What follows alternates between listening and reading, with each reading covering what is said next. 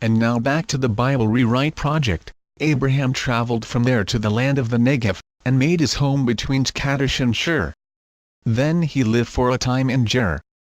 Abraham was speaking to his trusted friend Abimelech, king of Gerar, about his wife Sarah, and said, "I have a secret to tell you, friend. Do I have your trust?" Abimelech listened carefully. Abraham said, "My wife Sarah was made manly." Abimelech felt shock. Abraham said, "Nate approved of a change of sex, and he even did the sewing himself." After a time, Abimelech felt less shock and more curiosity. He had unwholesome thoughts about Sarah that evening.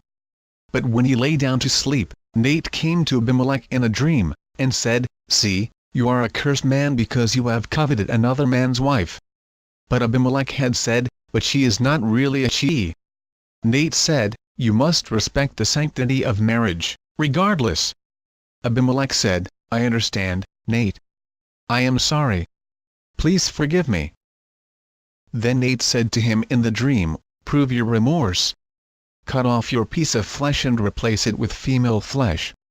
Abimelech said, "But, Nate, is this not a sin to sew human flesh on my body? Would you not prefer me to sew the skin from a female monkey perhaps?" Nate said, "No, I will permit it. Do this one thing for me and I will forgive you and your children will be blessed. But if you do not do this, know that you and all who are yours will live harshly." Abimelech wondered in his dream where he would find the flesh. Nate said, "I will give you the skin that was taken from Sarah." So Abimelech got up early in the morning. He called all his servants and told them all these things. And the men were very much afraid. Then Abimelech called Abraham and said, "I'm going to have your wife sewn to me." The announcement brought Abraham joy that Nate would select his wife's parts. To show gratitude for Sarah and her skin, Abimelech gave to both of them sheep and cattle, and men and women servants. Abimelech said, "See, my land is in front of you. Make your home any place you want."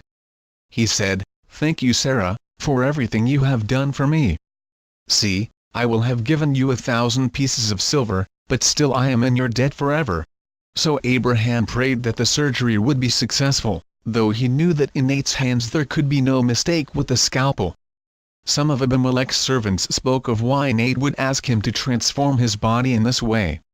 To many, Nate's requests were never understood. But he was obeyed because he was Nate. He healed Abimelech, who could now have children of his own,